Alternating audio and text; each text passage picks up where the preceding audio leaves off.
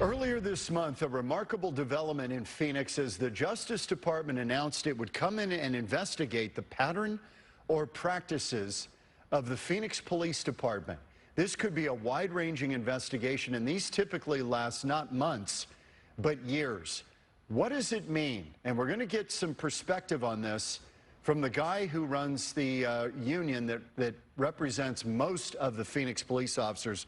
Britt London is the president of the Phoenix Law Enforcement Association, known as PLEA, representing, again, most of Phoenix's officers. Thanks for joining us, Britt. Appreciate it. Thanks for having me, John. Let me first go to the sound. This is Kristen Clark, Assistant U.S. Attorney General.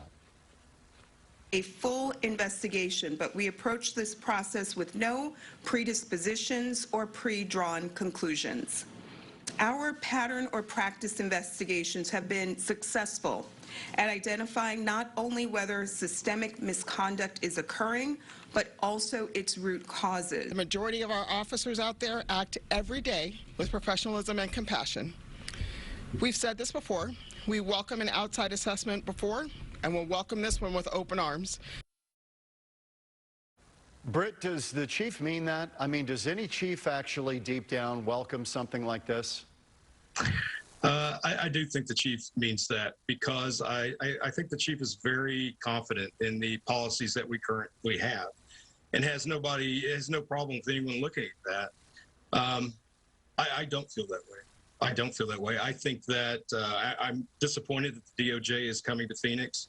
You know, the chief has done a lot of work to try to be more transparent, to be more accountable to the community. You know, when there's been wrongdoing, it's been addressed. But, you know, I'm not so confident that this pattern and practice investigation is going to end with anything less than a consent decree. So, Britt, I'm curious. You know, we've known that incidents happen in Phoenix. It's now the 5th largest city in America. But the DOJ moved in on Minneapolis in the wake of George Floyd. They moved in on Louisiana, correct, in the wake of Breonna Taylor.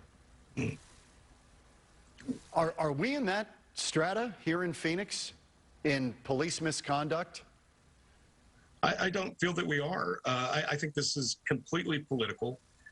But, you know, again, I've said it before. I don't think that Phoenix has the issues that other cities have had. I think we're unique in that. But we're going to have to endure this investigation one way or the other. Yeah, I misspoke. Louisville, Kentucky. I got my place on the map mixed up. Okay. This investigation, why are they here? What is it that triggered this, do you think? Or was it a series of things? We actually met with the team the same day that they announced the investigation. Yes, we were able to. Mr. Rosenbaum and his team came down to our offices and talked to us. We asked some questions, but I asked that question specifically, and I was only told that the DOJ has had its eye on Phoenix for a while. That was the only answer I got. For a while, meaning dating back to the Trump administration? Because they didn't do any of this, I don't think. Are we talking just a few months they've been looking at this, or what's the deal? You know, I can only speculate, but I think it's probably the Trump rally we had. But again, I'm only speculating. Now, that is interesting, because that's one of the issues, and we've got video of it. This was August of 2017. I was there. I saw a lot of this going on. You kind of sensed in the air when nightfall came there was going to be trouble, and Phoenix PD was ready.